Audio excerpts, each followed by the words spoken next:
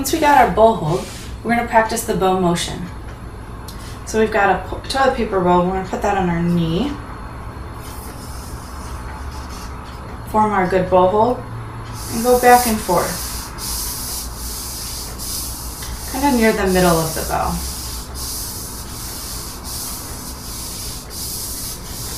Notice that our wrist is bending and straightening.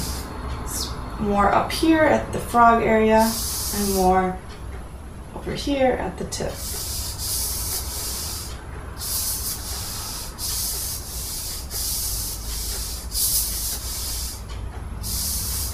Let's try that on the cello. Let's play on the D string.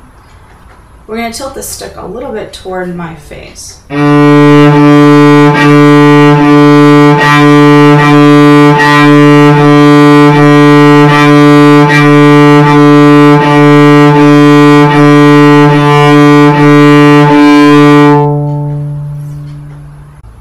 To work on a full bow motion, we can do riding the rails. We're going to take our left hand and carefully hold our bow at the tip, make sure it's straight, and then bring our hand along in its bow position.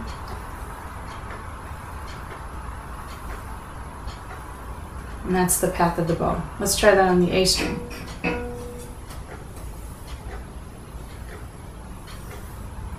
And the G string. And the C string.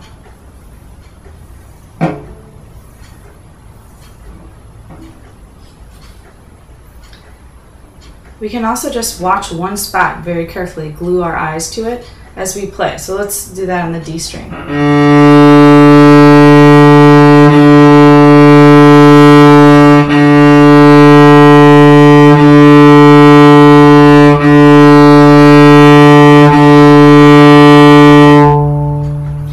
When you're bowing, you want to think about a couple things. Remember to relax your shoulder and let your arm weight do the work. So don't hold up any tension here. You can even think about there being a pillow underneath your elbow at the beginning of your bow stroke at the frog. Along those lines, you want to sink in to the string using that arm weight so you can kind of wiggle your bow before you start. Make sure it's really grabbing the string. Notice on the A string, we're going to use about a quarter of our bow using our whole arm, and then we're going to open up at the elbow hinge. Whole arm. And then open up. Let's try that on the D string. This time it's going to be a little bit longer with our whole arm, more like 1/3.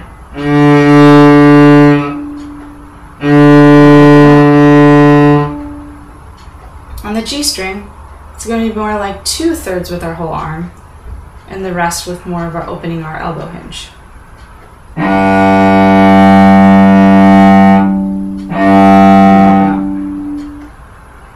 On C string, it's going to be about 3/4 with our whole arm,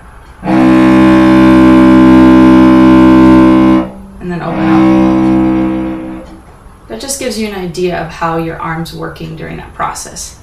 Now let's talk about some physics of the bow for a second. When you're playing between the bridge and the fingerboard, right in the middle, you're going to use a medium speed and a medium weight.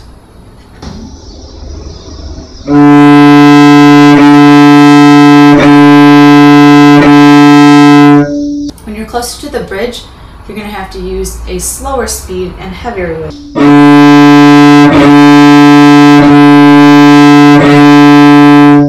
When you're closer to the fingerboard, you're going to have to use a lighter weight and a faster speed.